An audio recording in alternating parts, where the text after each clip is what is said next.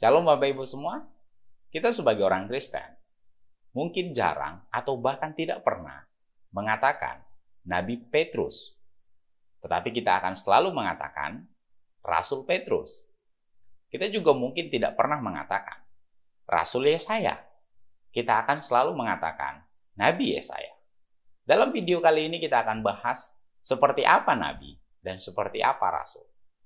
Dan apa perbedaan antara mereka berdua. Kita akan bahas secara komprehensif. Tunggu video ini.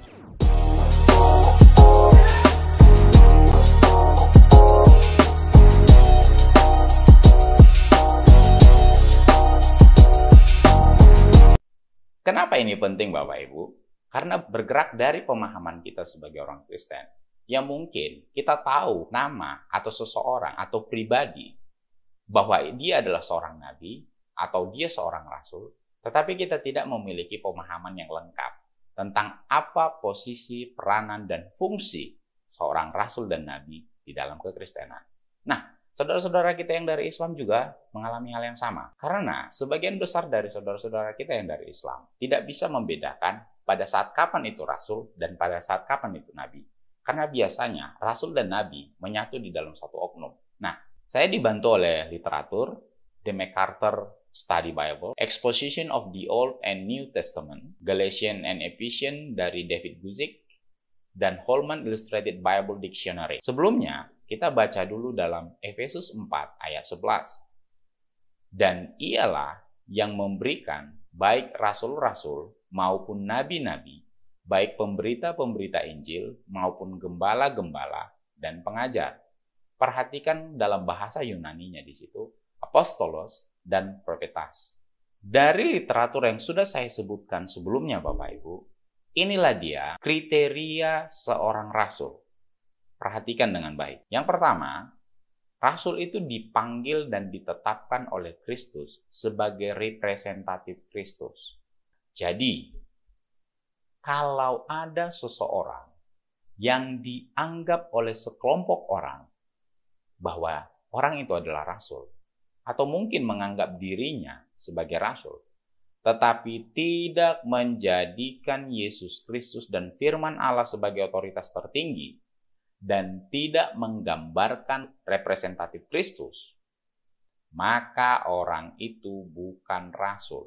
Mengaku rasul, tetapi tidak mengikuti ajaran kasih Kristus, itu bukan rasul. Yang kedua, rasul harus dipimpin oleh Roh Kudus. Kalau ada seseorang yang dianggap oleh sekelompok orang bahwa orang itu adalah rasul, atau mungkin seseorang itu menganggap dirinya sebagai rasul, tetapi tidak mengenal Roh Kudus, maka orang itu bukan rasul, Bapak Ibu.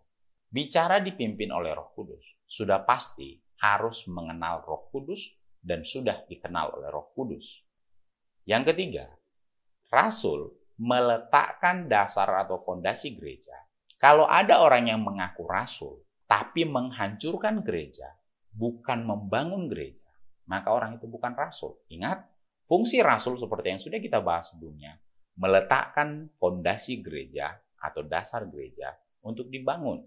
Kalau ada pengikut yang mengakui bahwa orang itu adalah rasul, tetapi pengikutnya menghancurkan gereja, itu bukan rasul, Bapak Ibu. Yang keempat, rasul adalah jabatan tertinggi dalam gereja yang dipegang oleh manusia. Yang kelima, rasul menerima, mendeklarasikan, serta menulis firman Tuhan. Yang keenam, rasul harus dilengkapi dengan tanda-tanda mujizat untuk meneguhkan pemberitaan firman Tuhan itu. Kalau ada seseorang yang mengaku dirinya sebagai rasul, atau mungkin dianggap oleh pengikutnya bahwa orang itu adalah rasul, tetapi tidak dilengkapi dengan tanda-tanda mujizat, mohon maaf, orang itu bukan rasul. Karena tidak ada satupun rasul yang tidak disertai dengan tanda-tanda mujizat.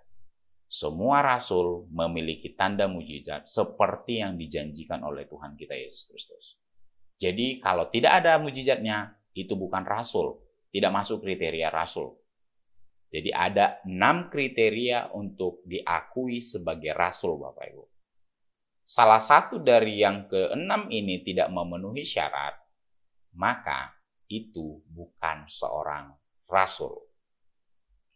Kita baca dari literaturnya.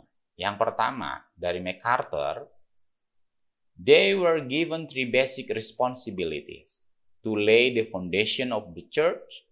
Seperti yang saya katakan, membangun fondasi, meletakkan dasar fondasi gereja, to receive, declare, and write God's word, menerima, mendeklarasikan, dan menulis firman Allah, to give confirmation of that word through signs, wonders, and miracles. Harus disertai dengan tanda-tanda mujizat. Apostle, who were such as were immediately called by Christ, dipanggil oleh Kristus, and had their doctrine from him, mendapat pengajaran dari Kristus. Jadi kalau ada rasul yang bertolak belakang dari doktrin pengajaran Kristus, itu bukan rasul, Bapak Ibu. Guided by the Spirit of God, dipimpin oleh Roh Allah, had the power to work miracles for the confirmation of their doctrine, memiliki kuasa untuk melakukan mujizat untuk mengkonfirmasi pengajaran mereka.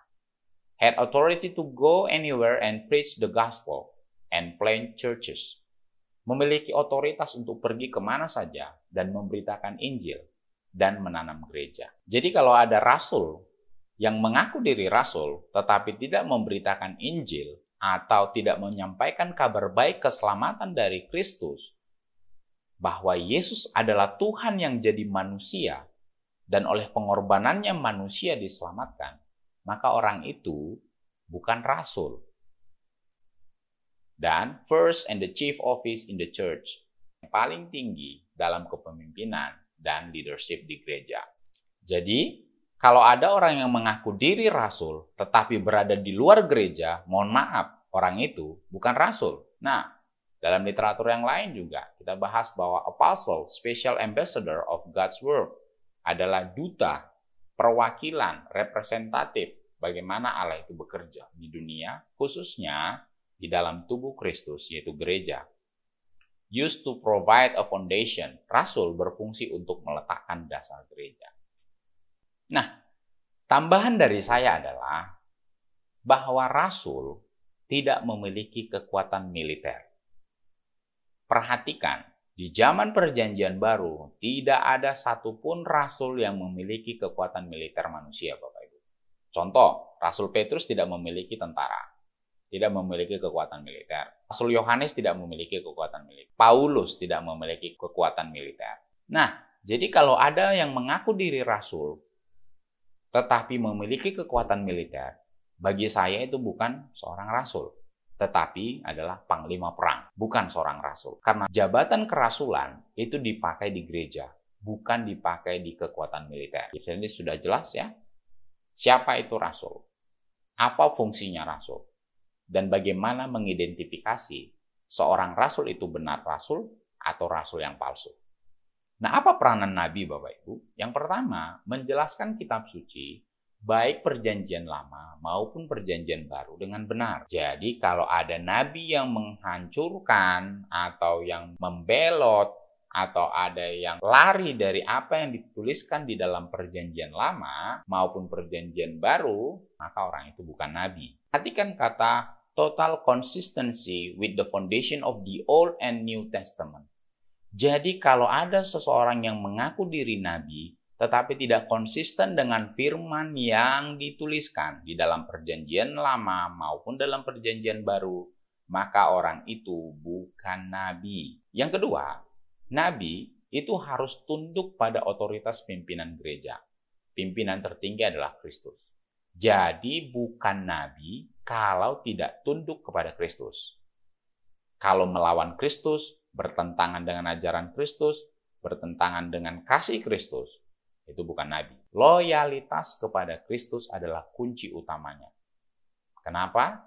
Kalau seseorang tidak loyal kepada Kristus, tetapi dirinya mengaku nabi, itu bukan nabi yang sungguhan. Nah, ada perbedaan antara nabi perjanjian lama dengan nabi perjanjian baru, Bapak Ibu. Nabi perjanjian lama Mereka pada umumnya menulis kitab suci. Sementara Nabi Perjanjian Baru menjelaskan kitab suci. Jadi tidak ada lagi Nabi di zaman Perjanjian Baru yang menulis kitab yang baru. Yang kelima, Nabi adalah salah satu peletak fondasi gereja. Jadi dari sini kita belajar, kalau ada seseorang yang mengaku dirinya Nabi, tetapi menghancurkan gereja, itu bukan Nabi. Atau mungkin ada sekelompok orang yang mengikuti seseorang, mengakui bahwa orang itu, tokoh itu adalah seorang Nabi, tetapi pengikutnya menghancurkan gereja, bukan membangun gereja, maka orang itu bukan Nabi. Jadi sudah jelas siapa itu Nabi dan siapa itu Rasul. Itu saja yang mungkin yang bisa saya sampaikan kepada kita semua Bapak Ibu. Semoga video ini bermanfaat. Tuhan Yesus memberkati.